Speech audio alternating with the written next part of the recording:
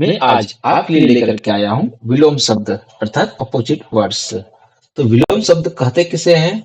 तो विलोम शब्द वह शब्द होता है जो किसी दूसरे शब्द के बिल्कुल विपरीत हो, अर्थात उसका उल्टा हो, उसे हम विलोम शब्द कहते हैं।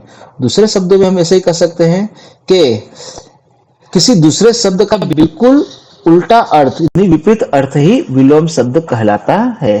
अब विलोम शब्द की आवश्यकता क्या कि यह शब्द जो है भाषा को सामर्थ्य और इसे सुंदरता प्रदान करता है और भाषा के सामर्थिक और व्याकरणिक अवयव का प्रयोग करके भाषा को रंगीन और रोचक बनाता है। तो इसलिए हमारे हिंदी साहित्य में विलोम शब्द का एक अलग ही महत्व बताया गया है। आइए आज हम कक्षा 6 से लेकर के 8 तक के कुछ विलोम शब्द हैं जिसकी हम चर्चा करेंगे। यहाँ पे आप देख सकते हो कि कुछ विलोम शब्द दिए गए हैं जिसके उत्तर कुछ इस प्रकार से होते हैं। पहला विलोम शब्द हमारा है सुपुत्र। उत्तर बनता है कुपुत्र। सौभाग्य, दुर्भाग्य, कायर, वीर, अनुज, अग्रज, उपकार, अपकार, उदार, कंजूस, क्रय, विक्रय, योग्य, अयोग्य, शिष्ट, अशिष्ट, सामान्य, असामान्य। तो इस प्रकार से हमने ये 10 विलोम शब्द पढ़े। 11वां है हमारा आदान। विलोम शब्द बनता है प्रदान। आदान अर्थात लेना और प्रदान का अर्थ होता है कुछ देना। पुचकारना, दुत्कारना अथवा तो डांटना। पुचकारना का अर्थ होता है प्यार से बुलाना और दुत्कारना का अर्थ होता है भगा देना अथवा तो डांट देना। राजा, रंक। राजा का अर्थ होता है अमीर। राजा का रानी कभी नहीं होता है, न ही प्रजा, बल्कि राजा का होता है रंक।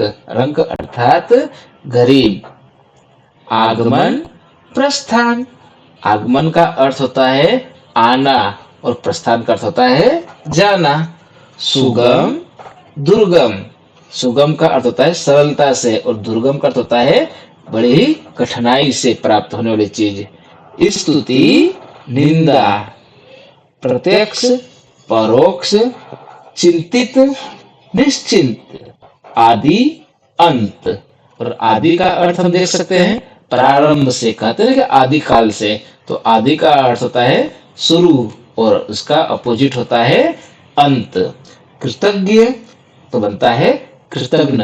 कृतज्ञ का अर्थ होता है उपकार को मानने वाला और कृतज्ञ का अर्थ होता है कि जो उपकार को नहीं मानता है उसे हम कृतज्ञ कहते हैं। नंबर 21 अपमान, सम्मान, इच्छा, अनिच्छा, स्नेह, द्वेष। स्नेह का अर्थ होता है प्यार और द्वेष का अर्थ होता है नफरत। हिंसा, अहिंसा, उर्वर, अनुपजाऊ। तो उर्वर का अर्थ होता है कि जो जिसमें खेती अच्छी तरह की जा सकती है वो जमीन को हम उर्वर कहते हैं। और अनुपजाऊ जिसमें कुछ पैदा ना हो, इसे उर्वर के स्थान को हम अनुपजाऊ के स्थान पर हम ऊसर भी लिख सकते हैं। न्याय, अन्याय, आकाश, पाताल, एकता, विभाजन, बाढ़, सूखा, जीवन, मृत्यु। नंबर 31 अर्थ, अनर्थ, हित, अहित, शिक्षित, अशिक्षित, उत्थान, पतन, उत्कृष्ट, निकृष्ट, आयात, निर्यात, शुद्ध, अशुद्ध, पाप, पुण्य, आस्तिक, नास्तिक, यश, अपयश। नंबर 41 स्वाधीन, पराधीन।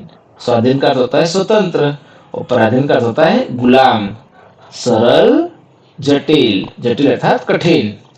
खरीदना, बेचना, कठोर, कोमल, अपना, पराया, सुखद, दुखद, आलस्य, परिश्रम। कुछ व्यक्ति आलसी होते हैं उन्हें आलस्य कहते हैं, मेहनती को बोलते हैं परिश्रम। लाभ, हानि। हानि का अर्थ होता है नुकसान, लाभ का अर्थ होता है फायदा। निर्मल, मलिन, निर्मल का अर्थ होता है बिल्कुल पवित्र और मलिन का अर्थ होता है गंदा अर्थात अस्वच्छ। और अंत में हम देखते हैं मोक्ष अर्थात मुक्ति पा जाना। तो मोक्ष का होता है बंधन, बंधा रहना। तो इस प्रकार हमने आज अपने इस वीडियो में पढ़ा कक्षा 6 से लेकर के 8 तक के कुछ विद्यार्थियों के लिए विलोम शब्द। अब हम कुछ नए शब्दों के साथ बहुत ही जल्दी मिलेंगे।